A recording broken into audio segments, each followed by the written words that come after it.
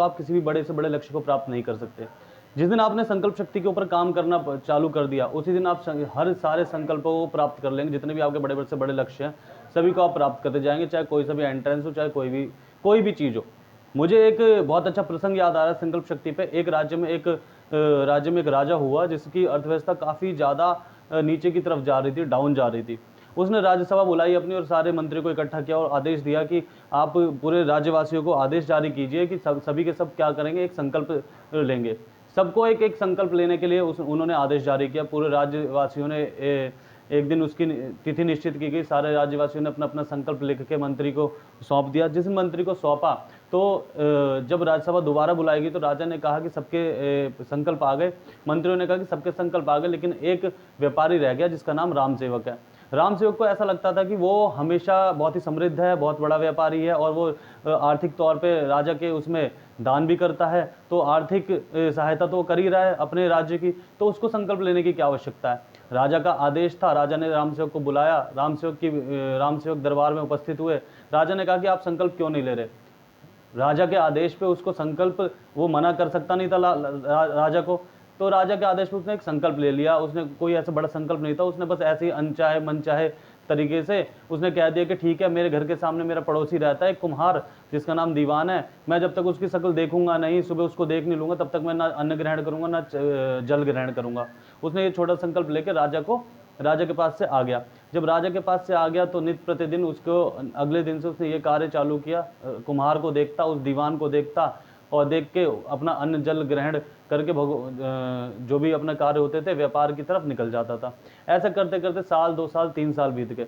एक दिन उसको, उस व्यापारी को जाना पड़ा कहाँ पे, एक अपने व्यापार के सिलसिले में शहर जाना पड़ा।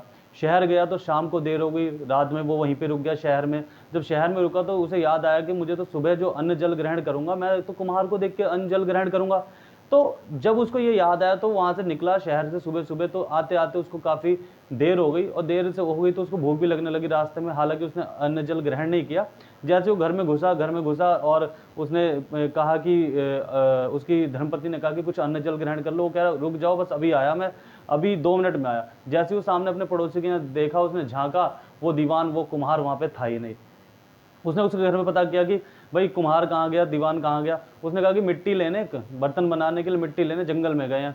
जब वो जंगल पहुंचा, भागते भागते कुम्हार को पूछते पूछते, कुम्हार को आवाज़ लगाते लगाते, क्योंकि दोपहर का आने वाली थी और उसको भूख इतनी तेज लग रही थी कि वो बिना कुम्हार को ढूंढे, बिना संकल्प अपना पूरा किए वो अन्न जल को ग्रहण करता नहीं। तो घूमते जब वो जंगल पहुंचा, जंगल पहुंचने के बाद उसने देखा कि कुम्हार एक छोटी सी ऊंची सी पहाड़ी पे अपना मिट्टी खोद रहा है। और मिट्टी खोदते खोदते कुम्हार काफ़ी ऊपर था और जो व्यापारी था वो काफ़ी नीचे था। मिट्टी खोदते खोदते कुम्हार को वहाँ पे एक सोने का काफ़ी बड़ा अंबार, एक पेटी सी मिली जिसके अंदर बहुत ही सोने के आभूषण थे। और वो ये सोच रहा था कि इस पेटी को कैसे लेके जाऊँ, और उसके आसपास दूर दूर तक की कोई भी नहीं था। जैसे कुम्हार ने व्यापारी को आते देखा, व्यापारी ने दीवान से कहा, उस कुम्हार से कहा कि दीवान दीवान, उसने हाथ हिला दिया कि हाँ भी कहाँ पे हो। तो दीवान को ऐसा लगा कि उसने देख लिया कुम्हार ने, कि ये बात उसको व्यापारी को पता चल गई। कुम्हार डर गया, सकपका गया। उसने दीवान ने कहा कि व्यापारी ऊपर आ जाओ।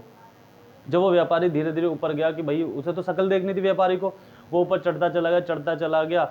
अब कुम्हार ये सोचे कि अगर व्यापारी ने ये देख लिया तो मुझे आधा हिस्सा उसे देना पड़ेगा। तो व्यापारी जैसे उसके पास पहुंचा, उसके घबराहट के मारे पसीने छूटे थे। व्यापारी ने तो उसको नॉर्मल से था कि देखना है बस, ठीक है।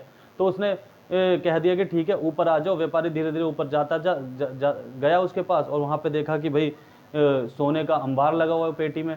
तो कुम्हार ने कहा कि एक काम करते हैं, इस सोने को आधा आधा हिस्सा कर लेते हैं। तो जब आधा आधा हिस्सा किया तो उस व्यापारी ने कहा कि इतना तो मैं अपने मतलब कि जीवन में 10 आधे जीवन में भी नहीं कमा पाता। और कुम्हार का भी यही था। लेकिन इस संकल्प से क्या हुआ, उस कुम्हार के जीवन में और उसके जीवन में, किसके जीवन में, उस व्यापारी के जीवन में बदलाव आया। उसको एक अचानक से, जो कि कुम्हार की मेहनत थी, उस कुम्हार की मेहनत में से किसको हिस्सा मिला, उस व्यापारी को हिस्सा मिला। तो संकल्प शक्ति की ये बहुत अच्छी बात है कि जब आप कोई भी संकल्प पूरा करते हो तो ऊपर वाला आपके संकल्प को देख के कुछ ना कुछ देता है। दोनों कुम्हार और व्यापारी खुशी खुशी घर आए उस उन पूरी की पूरी पेटी को लेकर छुपा छुपू के, और आधे आधे का उसमें हिस्सा कर लिया। तो इस संकल्प शक्ति से हमें ये पता चलता है कि जब आप कोई भी संकल्प लेते हो तो वो व्यर्थ नहीं जाता। हालांकि एक व्यापारी ने खाली एक चेहरा देखने का संकल्प लिया था कि जब तक मैं इसका चेहरा नहीं देखूंगा तब तक अन्न जल ग्रहण नहीं करूंगा, तो भगवान ने उसके संकल्प को पूरा किया, क्योंकि उसका काम व्यापार का था या जो भी था।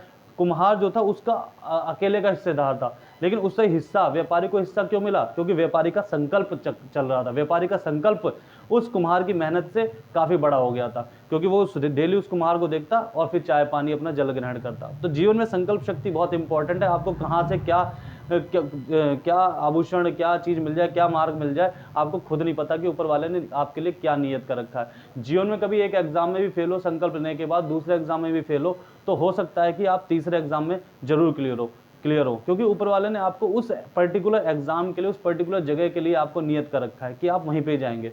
जब एपीजे अब्दुल कलाम बहुत ही निराश होकर ऋषिकेश में अपना सुसाइड करने जा रहे थे, तो वहाँ पे एक ऋषि ने उन्हें रोका था और उन्हें पूछा था कि तुम सुसाइड क्यों करना चाह रहे हो। उन्होंने कहा कि मेरे घर के सारे आभूषण बिक चुके हैं, मैं बड़ा परेशान हूँ और मैं अब सुसाइड करना चाह रहा हूँ क्योंकि मेरा एनडीए में सिलेक्शन नहीं हो पाया।